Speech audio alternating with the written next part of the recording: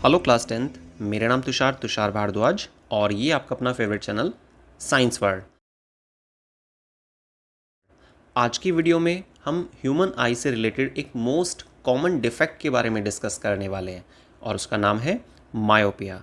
Myopia actual में क्या होता है, क्या रीज़न है, क्यों हुआ मायोपिया, कैसे हम पहचान सकते हैं कि किसी व्यक्ति की आंखों में जो डिफेक्ट देखा जा रहा है वो मायोपिया है या कोई और सा डिफेक्ट है। ठीक है, कैसे हम करेक्शन कर सकते हैं, क्या तरीका है, क्या सॉल्यूशन है मायोपिया डिफेक्ट का, ये सारी चीज़ें हम समझेंगे डायग्राम की हेल्प से। क्लियर? चलिए स्टार्ट करते हैं आज की वीडियो का टॉपिक, व्हाट इज़ मायोपिया। देखिए, सबसे पहली चीज़ तो ये कि मायोपिया का दूसरा नाम क्या होता है। वो स्टार्टिंग में लिखा हुआ है मायोपिया और नियर साइटेडनेस। अब यहाँ पर बच्चों को बहुत कन्फ्यूज़न होता है कि भाई नियर साइटेडनेस नाम सुनने पर ऐसा लगता है जैसे कि नज़दीक की चीज़ें क्लियर नहीं दिखाई देंगी और दूर की चीज़ें क्लियर दिख जाएंगी, लेकिन ऐसा नहीं होता है। ठीक है, इस चीज़ को ध्यान से समझिएगा आप। मायोपिया एक वो डिफेक्ट होता है, ह्यूमन आई से रिलेटेड है, जिसमें व्यक्ति लॉस कर देता है capacity to see clearly farthest object but retain, लेकिन बनाए रखता है capacity to see the nearby object. ठीक है, तो मायोपिया एक वो डिफेक्ट है ह्यूमन आई का जिसमें व्यक्ति नज़दीक की चीज़ें तो देख लेता है लेकिन दूर की चीज़ें क्लियर नहीं देख पाता है। ठीक है, देखिए स्टार्टिंग में लिखा है ना, defect of human eye in which person loses the capacity to see clearly farthest object. Farthest object का मतलब क्या है? दूरस्थ बिंदु, एक तरह से है ना, सर्टेन डिस्टेंस पर जब कोई ऑब्जेक्ट प्लेस होता है ना, तो उसको हम क्या बोल रहे हैं? फारदेस्ट पॉइंट, है ना। तो यहाँ पर मायोपिया में एक्चुअल मीनिंग क्या है वो चीज़ समझाई जा रही है आपको कि मायोपिया का दूसरा नाम होता है नियर साइटेडनेस, जिसका मतलब क्या है? नज़दीक की चीज़ें आप क्लियरली ऑब्जर्व कर सकते हैं लेकिन सर्टेन डिस्टेंस की चीज़ें आप क्लियरली नहीं देख सकते हैं। इसका मतलब अगर किसी बच्चे को, किसी स्टूडेंट को मायोपिया का डिफेक्ट है ना, अब वो क्लासरूम में एंटर करता है। एंटर करने के बाद अब उसके पास दो पॉसिबिलिटी हैं, या तो स्टार्टिंग की रो में बैठे या फिर लास्ट की रो में बैठे। अब देखिए, मायोपिया वाले बच्चे को या ऐसा स्टूडेंट जिसको मायोपिया हो चुका है उसे कहाँ बैठना चाहिए? मैंने आपको अभी क्या समझाया, मायोपिया में होता क्या है, पास की चीज़ें क्लियर दिख जाती हैं पर दूर की चीज़ें क्लियर नहीं दिखती। ठीक है, तो अब आप इस क्वेश्चन का आंसर मुझे कमेंट कीजिएगा कि एक ऐसा स्टूडेंट जिसको मायोपिया वाला डिफेक्ट हो चुका है, जिसकी आई मायोपिक आई हो चुकी हैं, तो ऐसे स्टूडेंट को क्लासरूम में आगे की रो में बैठना चाहिए या लास्ट रो में बैठना चाहिए, जिससे कि वो बोर्ड पर लिखी हुई जो चीज़ें हैं, है ना, वाइट बोर्ड या ब्लैक बोर्ड जो भी उस क्लासरूम में टीचर्स यूज़ करते हैं, तो वो क्लियर दिखाई दे सके उस बच्चे को। ठीक है, कमेंट करके बताइएगा। चलिए अब आगे देखते हैं। देखिए नेक्स्ट यहाँ पर एक डायग्राम बना हुआ है, जो सबसे पहला डायग्राम है ये वाला डायग्राम। इसमें व्यक्ति की जो आइज़ हैं वो मायोपिक आइज़ हो चुकी हैं। ठीक है, नॉर्मल आई नहीं है भाई। अगर नॉर्मल आई होती तो रेज कहाँ पर, पॉइंट ऑफ इंटरसेक्शन कहाँ बनता? रेटिना पर।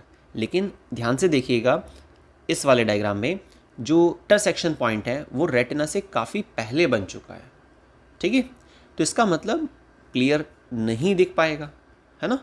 तो ऐसा डिफेक्ट मायोपिया होता है। तो इस तरह का जो सिम्टम होता है या इस तरह की जो कंडीशन होती है वो मायोपिया के डिफेक्ट में देखी जाती है। इसलिए फर्स्ट जो डायग्राम है उसका नाम क्या बोलना चाहिए हमें? Myopia, myopic eye. ठीक है, तो यहाँ से हमें एक चीज़ क्लियर हो गई है कि सिम्टम के तौर पर कि मायोपिया के डिफेक्ट में इमेज रेटिना पर नहीं बन पाती है, रेटिना से पहले ही बन जाती है और हमें तब क्लियर दिखाई देता है जब इमेज रेटिना पर बने।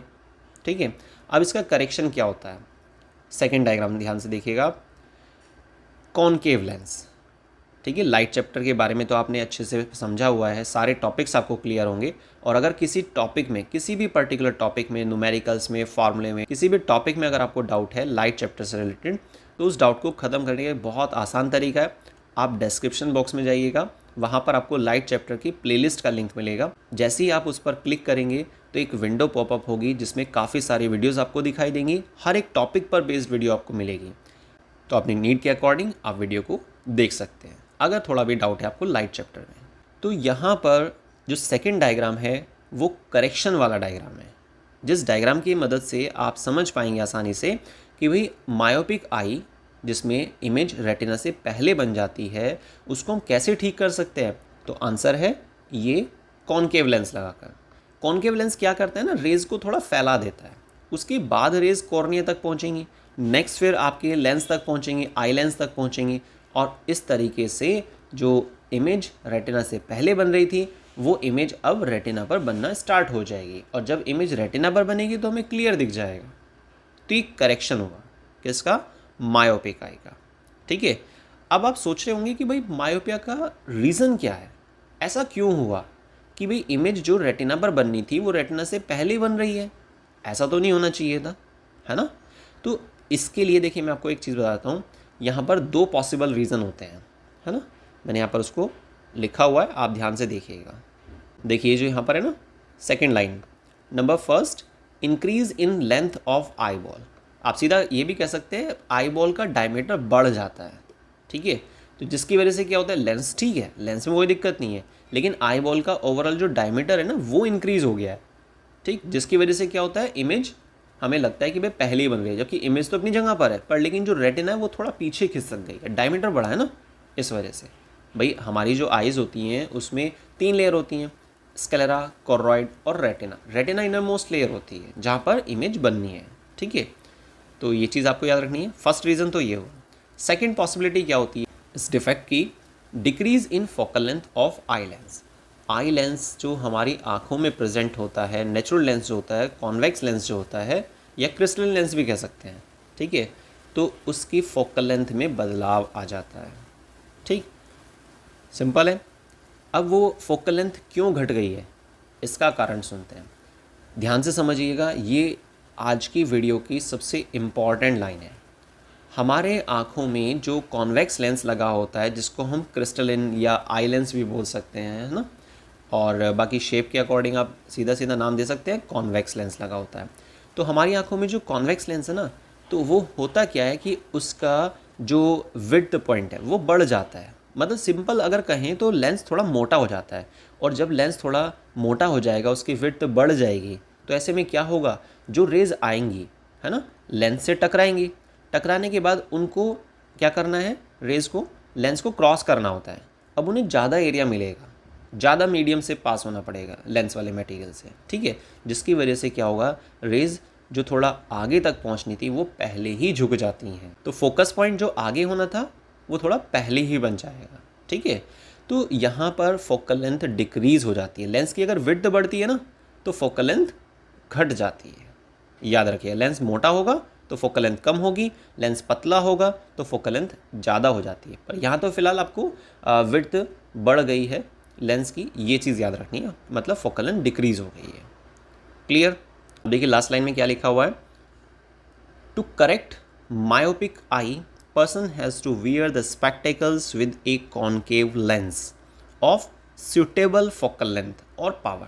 suitable वर्ड इसलिए इस्तेमाल किया गया है, जैसे मान लीजिए कि 5 व्यक्ति हैं, पांचों व्यक्ति को मायोपिया वाला डिफेक्ट है, तो क्या सबके चश्मे का नंबर सेम होगा? नहीं ना।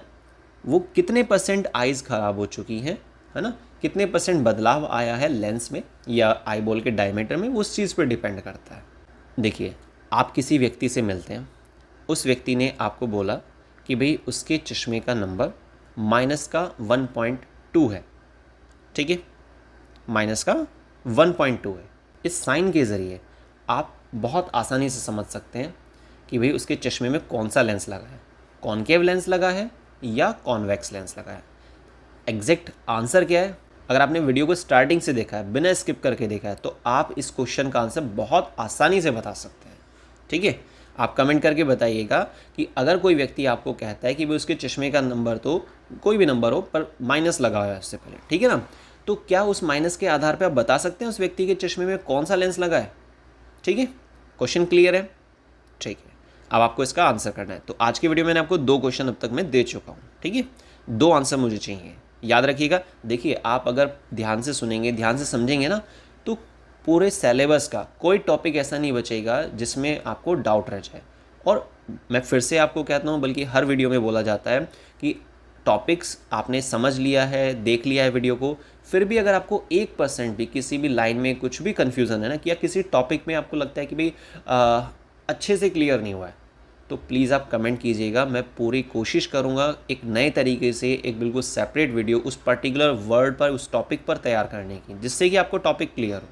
टारगेट एक ही है कि आपको टॉपिक क्लियर होना चाहिए, ठीक है, तभी आपको बेनिफिट होगा। और अगर आपको टॉपिक क्लियर हो जाता है, आपको लगता है कि वीडियो आपके लिए बहुत यूज़फुल है, तो प्लीज़ वीडियो को लाइक अभी कर दीजिए, शेयर कर दीजिए अपने फ्रेंड्स के साथ, ताकि वे सब भी वीडियोज़ को देख सकें। और वीडियो जैसे ही अपलोड होती है तुरंत आपके पास नोटिफिकेशन आए। इसका क्या तरीका है वो आप सब जानते ही हैं। बेल आइकन पर प्रेस करना है और प्रेस करने के बाद ऑल पर क्लिक करना है, जिससे कि वीडियो अपलोड होने के बाद तुरंत आपके पास नोटिफिकेशन आ जाए कि भाई एक वीडियो अपलोड की गई है साइंस वर्ड चैनल से और आप उसको देख सकें, ठीक है ना।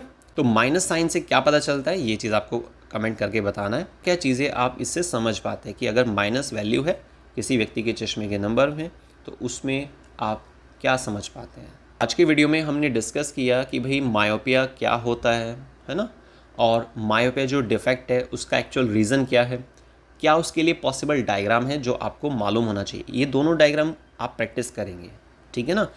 और फर्स्ट वाला डायग्राम मायोपिक आई के लिए है ना, जब व्यक्ति को मायोपिया हो जाता है तो इस तरह की कंडीशन देखने को मिलती है। नेक्स्ट जो डायग्राम है वो करेक्शन है। बहुत बार ऐसा होता है कि एग्जाम में पूछ लिया जाता है कि भाई करेक्शन ऑफ मायोपिक आई, इस चीज़ को डायग्रामेटिक दिखाना है। कुछ भी इस तरह से क्वेश्चन जनरेट कर दिया जाएगा और आपसे पूछा जाएगा, तो आपको सेकंड वाला डायग्राम बनाना होगा। और अगर आपसे पूछता है कि भाई मायोपिक आई या डायग्राम के लिए नहीं बोल रहा है, आपसे एक्सप्लेनेशन की डिमांड की जा रही है, तो आप खुद से भी वहाँ पर मायोपिक आई का डायग्राम बना सकते हैं। साफ साफ देखकर पता चल रहा है डायग्राम को, फर्स्ट वाले डायग्राम को, कि भाई जो इमेज रेटिना पर बननी थी वो पहले ही बन रही है, ठीक है ना। देखिए मैं बनाकर दिखा देता हूँ आपको यहाँ पर इस तरीके से। ये तो आपको मालूम है कि भाई रियल और इन्वर्टेड बनती है हमेशा, है ना, ये चीज़ याद रखिएगा। आज की वीडियो में हम डिस्कस करने वाले हैं हाइपरमेट्रोपिया के डिफेक्ट के बारे में। देखिए वैसे तो ह्यूमन आई से जुड़े हुए बहुत सारे डिफेक्ट हैं। एक मोस्ट कॉमन डिफेक्ट है हाइपरमेट्रोपिया, जो काफ़ी ज़्यादा देखा जाता है, ठीक है। इसी डिफेक्ट का एक दूसरा नाम भी है फार साइटेडनेस। अब जैसे ही हम नाम सुनते हैं ना फार साइटेडनेस, तो थोड़ा कन्फ्यूज़न हो जाता है। एकदम से सुनने के बाद ऐसा लगता है, रफली सुनने पर ऐसा लगता है कि भाई फार साइटेडनेस, अच्छा ये वो डिफेक्ट है जिसमें दूर की चीज़ें हमें क्लियर नहीं दिखाई देंगी, ऐसा लगता है। लेकिन इसका जो एक्चुअल मीनिंग है वो कुछ और है, ठीक है। ये सारी चीज़ें में हाइपरमेट्रोपिया डिफेक्ट का एक्चुअल रीज़न क्या है, ठीक है, सिम्टम क्या होते हैं, कैसे पहचान सकते हैं हम कि किसी व्यक्ति को हाइपरमेट्रोपिया का डिफेक्ट है या कोई और सा डिफेक्ट है, ठीक है। तो ये सारी चीज़ें हम क्लियर करने वाले हैं आज की वीडियो में। तो वीडियो को बिना स्किप करके स्टार्टिंग से लास्ट तक देखिएगा। और वीडियो अगर पसंद आए तो वीडियो को लाइक, शेयर और सब्सक्राइब ज़रूर कीजिएगा हमारे चैनल को, अगर आपने अब तक सब्सक्राइब नहीं किया है। तो स्टार्ट करते हैं आज की वीडियो का टॉपिक, व्हाट इज़ हाइपरमेट्रोपिया। बढ़िया चल रहा है। देखिए सबसे पहले हम डेफिनेशन समझते हैं कि भाई इसका मीनिंग क्या है ना। Defect of human eye in which a person loses the capacity to see clearly nearest point, ठीक है, while retain the capacity to see the farthest object. तो यहाँ इस डेफिनेशन में आपको ये बताया जा रहा है कि हाइपरमेट्रोपिया एक वो डिफेक्ट होता है जिसमें कोई भी व्यक्ति जो होता है जिसको हाइपरमेट्रोपिया का डिफेक्ट हुआ है वो लॉस कर देता है capacity to see clearly nearest point, नज़दीक की चीज़ों को आसानी से नहीं देख पाता है और दूर की चीज़ों को क्लियर देख लेता है।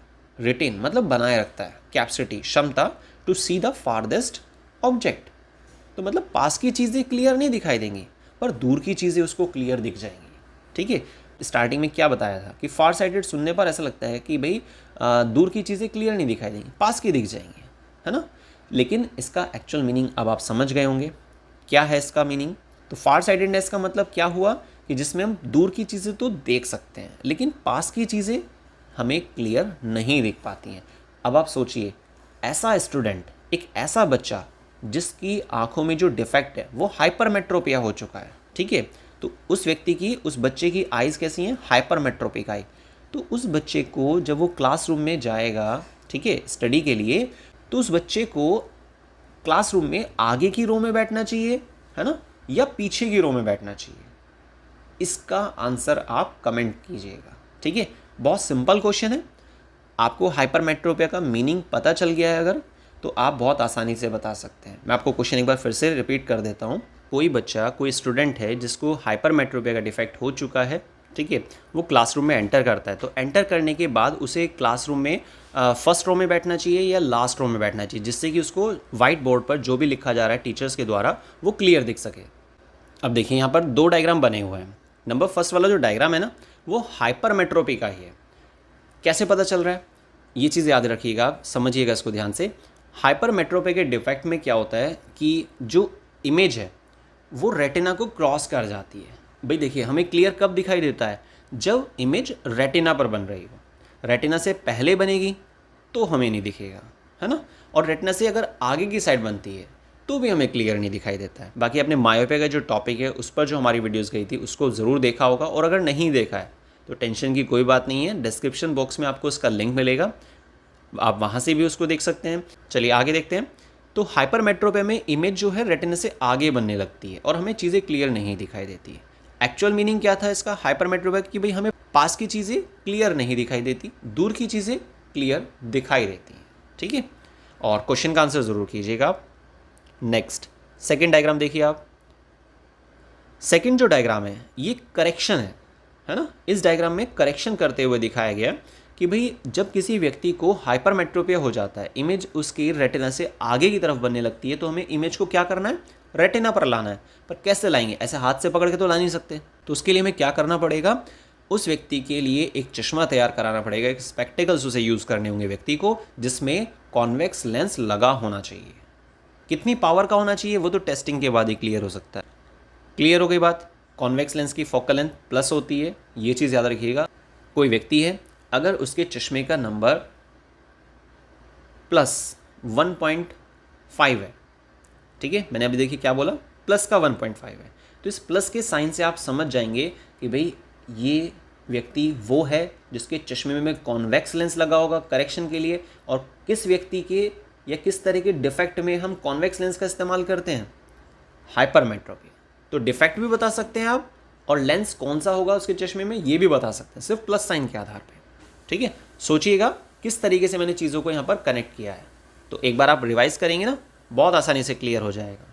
अब देखिए यहाँ पर रीज़न के बारे में लेते हैं कि भाई रीज़न क्या है, हाइपरमेट्रोपिया जो डिफेक्ट हुआ ना व्यक्ति को, हुआ क्यों। दो पॉसिबल रीज़न होते हैं यहाँ पर। This defect arise due to decrease in length of eyeball. Eyeball की जो एज अ डायमीटर होता है ना, वो कम हो जाता है, ठीक है, जिसकी वजह से जो इमेज रेटिना पर बननी थी वो आगे बनने लगती है। Next, increase in focal length of eye lens. जो हमारा नेचुरल लेंस होता है ना, जो आंखों में लेंस लगा हुआ है, तो उसकी जो फोकल लेंथ है वो बढ़ जाती है। और फोकल लेंथ कब बढ़ेगी, जब लेंस की विड्थ, लेंस की जो मोटाई है वो कम हो जाती है, ठीक है, तो थिन हो जाता है लेंस ऐसी कंडीशन में। क्लियर। तो ये दो पॉसिबल रीज़न है जिसकी वजह से हाइपरमेट्रोपिया डिफेक्ट किसी व्यक्ति को हो सकता है। कैसे करेक्शन करते हैं वो मैंने अभी आपको बीच में ही समझा दिया था, लाइन वैसे यहाँ पर भी लिखी हुई है, देखिए इस वाले पॉइंट पर। कैसे करेक्शन करते हैं, लेंस का इस्तेमाल करके, कॉन्वेक्स लेंस का यूज़ करके। ये कोई परमानेंट ट्रीटमेंट तो है नहीं, जब तक आप चश्मा यूज़ करेंगे तब तक ठीक रहेगा, है ना। भाई चश्मा करता क्या है, जो ऑब्जेक्ट जिस पोजीशन पर है ना, उसकी इमेज, ऑब्जेक्ट तो वहीं रहता है पर उसकी इमेज को आगे या पीछे बना देता है। एक्चुअल पोजीशन से एक एपरेंट पोजीशन पर इमेज जनरेट कर देता है, और उस इमेज को हमें लगता है देखने पर कि भाई ये ऑब्जेक्ट है, ठीक है, सिंपल है। तो आई थिंक आपको हाइपरमेट्रोपिया का टॉपिक बहुत अच्छे से क्लियर हो गया होगा। और अगर आपको वीडियो सच में बहुत पसंद आती है, अगर आपको लगता है कि भाई वीडियोस आपके लिए काफ़ी हेल्पफुल हैं, आपको टॉपिक समझने में मदद कर रही हैं, तो प्लीज़ वीडियो को ज़रूर लाइक कीजिएगा। आज की वीडियो में हम डिस्कस करने वाले हैं प्रेस बायोपिया के बारे में। देखिए, ह्यूमन आइज़ के डिफ़ेक्ट की जब बात की जाती है ना, तो बहुत सारे डिफ़ेक्ट होते हैं, लेकिन उनमें से एक मोस्ट कॉमन डिफ़ेक्ट है प्रेस बायोपिया, जिसको हम आज के वीडियो में फुल क्लियर करके चलेंगे, ठीक है।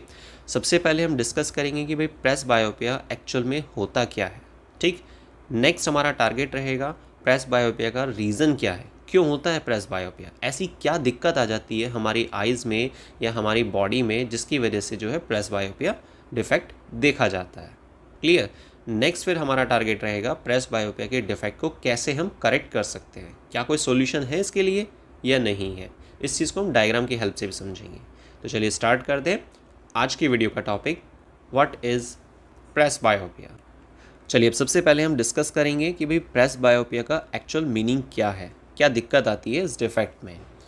ध्यान से समझिएगा, डिफेक्ट ऑफ ह्यूमन आई एक ऐसा डिफेक्ट है ह्यूमन आई का ड्यू टू विच, जिसके होने के बाद एन ओल्ड पर्सन या old age person can not read and write comfortably. ठीक है, तो यहाँ पर भी देखिए बिल्कुल साफ साफ लिखा हुआ है कि हमारी आँखों से जुड़ा हुआ एक ऐसा डिफेक्ट है प्रेस बायोपिया जो ओल्ड एज व्यक्ति में ज़्यादा देखा जाता है। ठीक है, can not read and right. अब अगर कोई व्यक्ति जिसको प्रेस बायोपिया हो चुका है तो उसे लिखने में पढ़ने में दिक्कत होगी। ठीक है, एंड से, और आप कह सकते हो loss the capacity to accommodate objects distance. तो प्रेस बायोपिया जिस व्यक्ति को हो जाता है वो व्यक्ति अच्छे से रीड एंड राइट नहीं कर सकता है, ना तो पढ़ सकता है अच्छे से और ना ही लिख पाएगा ठीक से। ठीक है, क्योंकि उसको चीज़ क्लियर नहीं दिख पाएगी। तो आप इस लाइन के ज़रिए ये समझ पा रहे होंगे कि नज़दीक की चीज़ों को देखने में प्रॉब्लम होती है। ठीक है, अब आप ध्यान से सोचिएगा हाइपरमेट्रोपिया के बारे में, जिसको हम पहले डिस्कस कर चुके हैं। हाइपरमेट्रोपिया एक वो डिफेक्ट है जिसका दूसरा नाम था फार साइटेडनेस, जिसमें दूर की चीज़ तो दिखती हैं पर पास की चीज़ें हमें क्लियर नहीं दिख पाती। ठीक है, तो यही सिचुएशन यहाँ पर भी बताई जा रही है आपको। तो कोई व्यक्ति अगर उसको हाइपरमेट्रोपिया हो जाता है तो पास की चीज़ें नहीं देख पाता है, दूर की क्लियर देख लेता है। सेम चीज़ प्रेस बायोपिया के केस में भी लिखी हुई है कि ऐसा व्यक्ति जिसको प्रेस बायोपिया हुआ है, इसका मतलब क्या है, उसमें हम क्या किस तरीके से पहचान सकते हैं कि भाई इसको प्रेस बायोपिया हुआ है या नहीं। तो वो व्यक्ति जो होगा वो पास की चीज़ों को क्लियर नहीं देख पाएगा। मान लीजिए बुक रीड करनी है आपको, है ना, तो कैसे पढ़ेंगे जब आपको पास की चीज़ तो क्लियर दिख ही नहीं रही है। भाई बुक को तो पास ही रख के पढ़ना होता है। ठीक है, दूसरी समस्या, अगर आप कुछ लिख रहे हैं तो आपको क्लियर ऑब्जर्वेशन नहीं हो पाएगी, है ना। तो ये सारी प्रॉब्लम आती हैं। लेकिन अब आपके ब्रेन में क्वेश्चन आ रहा होगा कि हाइपरमेट्रोपिया के अंदर जो कंडीशन थी वही कंडीशन प्रेस बायोपिया में, तो ऐसा तो नहीं है कि भाई प्रेस बायोपिया हाइपरमेट्रोपिया का एक तीसरा नाम हो, है ना। बिल्कुल, मैं इस चीज़ को क्लियर कर देता हूँ। हाइपरमेट्रोपिया अलग डिफेक्ट है, प्रेस बायोपिया अलग डिफेक्ट है, लेकिन दोनों में डिफरेंस क्या है फिर? कंडीशन तो लगभग सेम है, डिफरेंस है ओल्ड एज पर्सन का।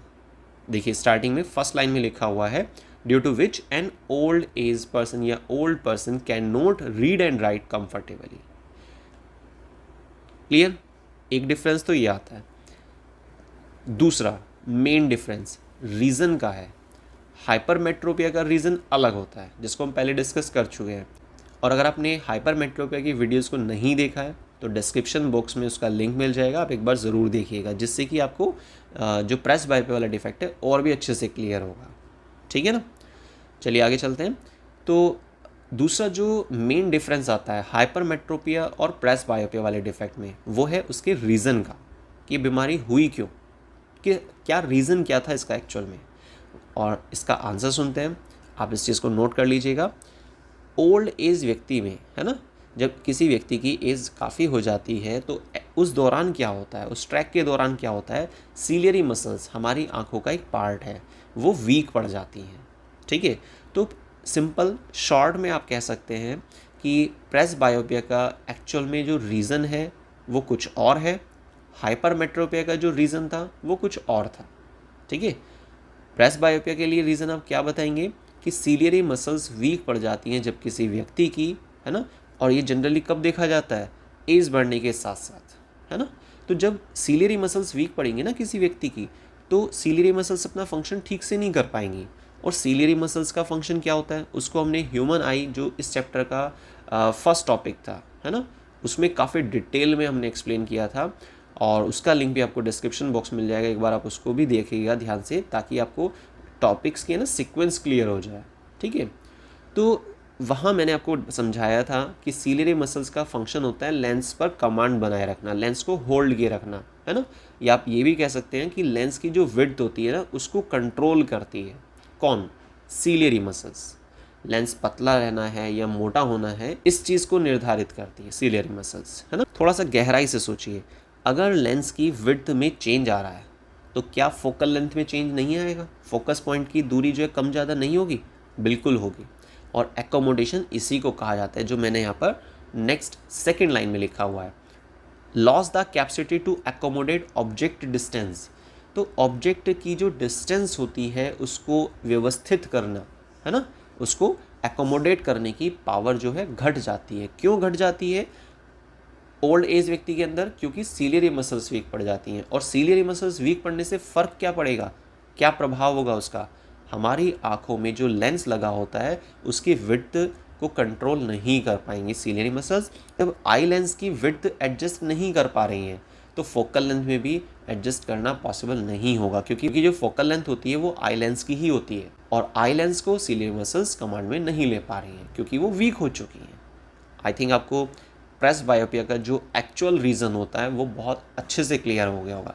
और अगर आपको ये चीज़ बहुत अच्छे से क्लियर हो गई है तो अभी से वीडियो को लाइक कर दीजिए, शेयर कर दीजिए, मैक्सिमम अपने सब फ्रेंड्स के साथ शेयर कीजिए। और अगर आप हमारे चैनल पर नए हैं तो चैनल को सब्सक्राइब कीजिए, क्योंकि इसी तरह की एक्सप्लेनेशन के साथ हर एक वीडियो आप तक पहुँचाई जाती है, ठीक है। और नोटिफिकेशन को ऑन करना मत भूलिएगा। चलिए आगे चलते हैं। अब यहाँ पे देखिए मैंने कुछ इंपॉर्टेंट पॉइंट्स कलेक्ट किए हुए हैं।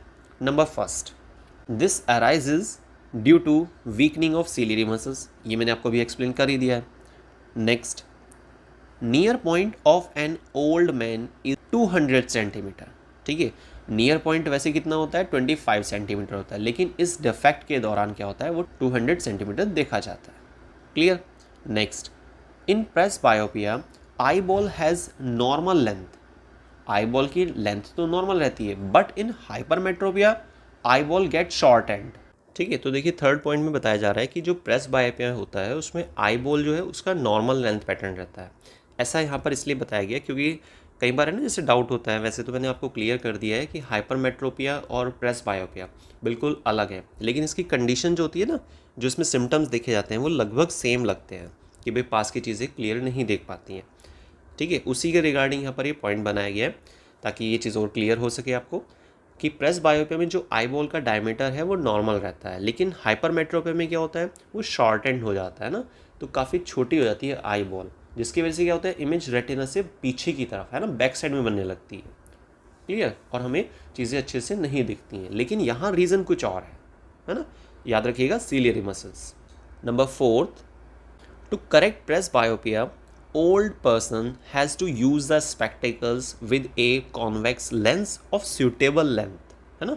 suitable focal length के अकॉर्डिंग आप कॉन्वेक्स लेंस इस्तेमाल करेंगे अपने चश्मे में, ठीक। आपको याद भी होगा बल्कि कि हाइपरमेट्रोपिया में भी हम करेक्शन के लिए क्या इस्तेमाल करते हैं, कॉन्वेक्स लेंस यूज़ करते हैं ना।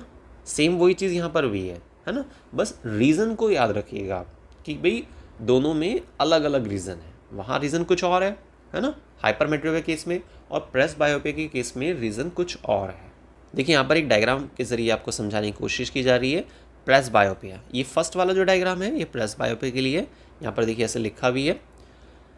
ये जो आई बॉल है ना इसमें नॉर्मल डायमीटर रहता है, ये तो आपको पता है, लेकिन नॉर्मल होने के बावजूद भी क्या होता है कि जो रेज होती हैं वो क्रॉस कर जाती हैं, है ना। तो इमेज जहाँ बननी चाहिए थी वहाँ नहीं बनेगी। भाई इमेज कहाँ बननी चाहिए, रेटिना पर बननी चाहिए, रियल इन्वर्टेड बननी चाहिए, तो वहाँ नहीं बन पा रही है ना। जबकि आई बॉल के डायमीटर में भी चेंज नहीं हुआ, फिर भी ऐसा हो रहा है। मैंने आपको बताया ना रीज़न कुछ और है। अब इसकी करेक्शन कैसे करेंगे हम? करेक्शन के लिए देखिए नीचे सेकंड नंबर पे जो डायग्राम है वो है, आप कॉन्वेक्स लेंस यूज़ करेंगे अपने चश्मे में, स्पेक्टिकल्स में। जब आप कॉन्वेक्स लेंस का इस्तेमाल करते हैं, एक suitable focal lens, suitable focal lens से मतलब क्या है यहाँ पर, भाई ठीक है किसी की नज़दीक की नज़र कमज़ोर हो रही है, पर कितना कमज़ोर है वो परसेंटेज तो अलग अलग होती है ना।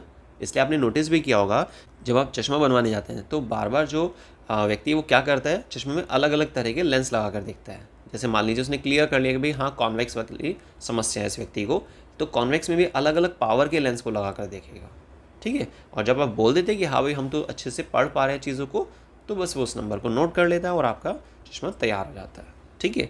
तो इस तरीके से यहाँ पर डिसाइड किया जाता है कि कितनी फोकल लेंथ का आपका कॉन्वेक्स लेंस होना चाहिए आपके चश्मे में, ठीक है। और जब आप उसको यूज़ करेंगे तो देखिए जो इमेज यहाँ बन रही थी ना, अब वो शिफ्ट होकर यहाँ आ जाएगी, ठीक है। तो इस तरीके से करेक्शन किया जाता है प्रेस बायोपिया वाले डिफेक्ट का। तो आई थिंक आपको प्रेस बायोपिया का जो डिफेक्ट होता है ना बहुत अच्छे से क्लियर हो गया होगा। अब आप बहुत आराम से एक्सप्लेन कर सकते हैं, बहुत बढ़िया तरीके से एक्सप्लेन कर सकते हैं। और याद रखिएगा ये टॉपिक भी काफ़ी इंपॉर्टेंट है क्लास 10 के एग्जाम्स को लेकर। वैसे तो जनरल टॉपिक है, मालूम होना चाहिए कि भाई प्रेस बायोपिया क्या होता है, कॉमन डिफेक्ट है ह्यूमन आई का। ठीक है, आज की वीडियो में हम एक ऐसे कॉमन आई डिफेक्ट के बारे में डिस्कस करने वाले हैं जिसके बारे में आपने काफ़ी सुना होगा। ठीक है, और वो नाम है मोतियाबिंद, जिसको हम क्या बोलते हैं, कैटरेक्ट। ठीक है, अब कैटरेक्ट एक्चुअल में होता क्या है, किस रीज़न से कैटरेक्ट होता है, ठीक है, क्या इसके सिम्टम्स हैं और क्या इसके लिए ट्रीटमेंट है, ये सारी चीज़ें मतलब आप ये मानिए कि कैटरेक्ट के फुल डिटेल आपको आज की वीडियो में क्लियर होने वाली है। और अगर आप इस कैटरेक्ट के डिफेक्ट को जानना चाहते हैं तो वीडियो को बिना स्किप करके शुरू से लास्ट तक देखिएगा। चलिए स्टार्ट करते हैं आज के वीडियो का टॉपिक, व्हाट इज़ कैटरेक्ट। देखिए सबसे पहले ये समझते हैं कि भाई कैटरेक्ट जो होता है जिसको हम मोतियाबिंद के नाम से सुनते हैं, ठीक है, या आपने शायद किससे सुना हो कि भाई किसी व्यक्ति ने आंखें बनवाई हैं, है ना। तो ये सारी चीज़ें आज के ही टॉपिक से जुड़ी हैं। तो देखिए कैटरेक्ट हमारी आंखों के कौन से पार्ट से जुड़ा है, और इसका आंसर है आई लेंस। देखिए हमारी आइज़ में बहुत सारे पार्ट होते हैं, ठीक है, उसी में से एक पार्ट है आई लेंस, जिसको हम नेचुरल लेंस भी बोलते हैं, क्रिस्टलिन लेंस भी बोलते हैं, या कॉन्वेक्स लेंस भी कहते हैं। ठीक है, साइंस के टर्म्स के, फिजिक्स के टर्म्स के हिसाब से कॉन्वेक्स लेंस बोल दिया जाता है, बाकी जनरल आई लेंस। अब ये जो आई लेंस है ना, इस आई लेंस पर कुछ मटेरियल डिपॉजिट हो जाते हैं, कुछ इम्प्योर सब्सटेंस डिपॉजिट हो जाते हैं, या कुछ बुक्स में आपने शायद देखा होगा प्रोटीनेशियस सब्सटेंस की एक लेयर बन जाती है, जिसकी वजह से क्या होता है, हमारा जो लेंस है, जो आंखों में लेंस लगा होता है, वो क्लाउडी हो जाता है। ठीक है, तो हमें क्या करना होगा, उस प्रोटीनेशियस सब्सटेंस को हटाना होगा, उस मटेरियल को जो हमारे लेंस पे जम गया है, जिसकी वजह से लेंस कैसा हो गया, क्लाउडी हो गया है, हमें चीज़ें क्लियर नहीं दिख पा रही हैं। यहाँ पे मायोपिया या हाइपरमेट्रोपिया की बात नहीं चल रही है कि आपको पास का नहीं दिख रहा है, दूर का नहीं दिख रहा है। सोचिए आप कि चश्मे में कॉन्वेक्स लेंस लगा लिया हमने या कॉनकेव लेंस लगा दिया डिफेक्ट के अकॉर्डिंग, क्या हमारी आंखों की ये समस्या खत्म हो जाएगी? बिल्कुल नहीं होगी। भाई आपके लेंस पे जो चीज़ जमा हुई है, जो डिपॉजिट हो चुका है मटेरियल, जब तक आप उसको नहीं हटाएंगे, उसको साफ़ नहीं करेंगे, तो आपको कैसे चीज़ें क्लियर दिख पाएंगी? चश्मा लगाना कोई सोल्यूशन नहीं है कैटरेक्ट के केस में, ठीक है ना। इसलिए देखिए यहाँ पर मैंने लाइन में लिखा हुआ है, in this defect eye lens of a person becomes cloudy. जो हमारी आंखों का लेंस होता है ना, नेचुरल लेंस, वो कैसा हो जाता है, धुंधला पड़ जाता है, क्योंकि उस पर कोई चीज़ जम गई है, due to formation of membrane over it. ठीक है, ये बात क्लियर हो गई। तो आप शायद समझ भी गए होंगे कि यहाँ पर चश्मा लगाना, स्पेक्टिकल्स का यूज़ करना कॉन्वेक्स या कॉनकेव लेंस के बेस पे, वो सॉल्यूशन नहीं है। तो क्या सॉल्यूशन है फिर इसके लिए, ट्रीटमेंट क्या होगा? सर्जरी। तो surgery is a method that used in this defect. I think आपको ये बहुत अच्छे से क्लियर हो गया होगा कि कैटरेक्ट होता क्या है। तो कैटरेक्ट एक ऐसी बीमारी है हमारे आँखों की, एक ऐसी कंडीशन है जिसमें हमारे आँखों का जो नेचुरल लेंस होता है वो धुंधला पड़ जाता है, क्योंकि उसके ऊपर कोई चीज़ जम गई है। और जब तक आप उस जमी हुई चीज़ को नहीं हटाएंगे, साफ़ नहीं करेंगे, तब तक आपको क्लियर नहीं दिखने वाला है। ठीक है ना, सिंपल है। तो याद रखिएगा कि कैटरेक्ट का एक्चुअल मीनिंग क्या होता है और इसमें क्या रीज़न है, ठीक है, और सिम्टम्स क्या है। डल अपीयरेंस होगी। देखिए मैं आपको एक छोटी सी लाइन बताता हूँ, शायद आपने इसको सुना भी होगा। बायोलॉजी में क्या होता है ना कि किसी एक चीज़ के बहुत सारे कारण हो सकते हैं, ठीक है। कोई एक सिम्टम्स अगर आपको ऑब्जर्व हो रहा है अपनी बॉडी में, तो उसके लिए ऐसा नहीं है कि रीज़न सिर्फ एक ही हो, बहुत सारे रीज़न हो सकते हैं। मान लीजिए, चलिए देखिए डिफेक्ट की बात करते हैं, आई डिफेक्ट की। अगर आपको चीज़ें क्लियर नहीं दिख रही हैं, धुंधली दिखाई दे रही हैं, तो हो सकता है एस्टिग्मेटिज्म हो आपको, जो हमने लास्ट वीडियो में भी डिस्कस किया था। ठीक है, डिस्क्रिप्शन बॉक्स में लिंक डालूंगा, आप देखिएगा ज़रूर। एस्टिग्मेटिज्म भी बहुत इंपॉर्टेंट डिफेक्ट है, जो कॉमन है पर नाम ही नहीं पता होता हमें कि होता क्या है भाई एस्टिग्मेटिज्म, जबकि सिम्टम्स आ रहे हैं बॉडी के अंदर। ठीक है, आइज़ में वो प्रॉब्लम जनरेट हो रही है। क्लियर, चलिए खैर। तो अगर आपको कोई चीज़ क्लियर नहीं दिख पा रही है, धुंधली दिखाई दे रही है, तो अगर आपको कोई चीज़ क्लियर नहीं दिख पा रही है तो हम सीधा क्या सोचते हैं कि भाई या तो मायोपिया हो गया होगा या फिर हाइपरमेट्रोपिया हो गया। ठीक है, क्योंकि हमने सुने ही दो डिफेक्ट हैं, लेकिन ऐसा नहीं है।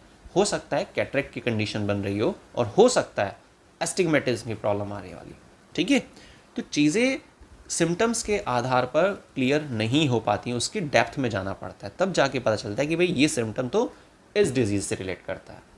ठीक है। तो आई थिंक आपको कैटरेक्ट के बारे में फुल डिटेल मालूम हो चुकी है। टॉपिक बहुत इंटरेस्टिंग है, एग्जाम के हिसाब से भी काफ़ी इंपॉर्टेंट है। क्लियर? वीडियो अगर पसंद आती है, टॉपिक क्लियर होता है तो वीडियो को लाइक कीजिएगा, अपने सभी फ्रेंड्स के साथ वीडियो को शेयर कीजिए जिससे कि उनका भी ये डाउट क्लियर हो सके।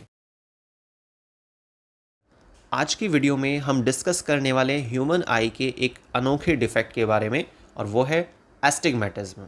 एस्टिग्मेटिज्म एक ऐसा डिफेक्ट है, होता तो बहुत लोगों को है, लेकिन हम क्या ना इसको इग्नोर कर देते हैं। ठीक है, हम इसके बारे में ज़्यादा जानते ही नहीं हैं। इसीलिए हमने भाई जनरल कौन से डिफेक्ट सुने हैं? Myopia, hypermetropia. मायोपिया मतलब नियर साइटेडनेस, हाइपरमेट्रोपिया मतलब फार साइटेडनेस, प्रेसबायोपिया या मोतियाबिंद जिसको कैटरेक्ट वगैरह कहा जाता है। ठीक है ना, इन सब चीज़ों के बारे में हमने सुना है, लेकिन बहुत सारे डिफेक्ट ऐसे हैं जो देखे भी जाते हैं, जिनके सिम्टम्स हमारी आइज़ में जनरेट भी होते हैं, लेकिन हम उसको इग्नोर कर देते हैं। ठीक है, जो आगे चलकर एक बहुत बड़ी परेशानी का कारण भी बनते हैं। आज की वीडियो में हम ऐसे ही एक टॉपिक को क्लियर करने वाले हैं, और वो है एस्टिग्मेटिज्म। सबसे पहले हम डिस्कस करेंगे एस्टिग्मेटिज्म का एक्चुअल मीनिंग क्या है, होता क्या है ये डिफेक्ट।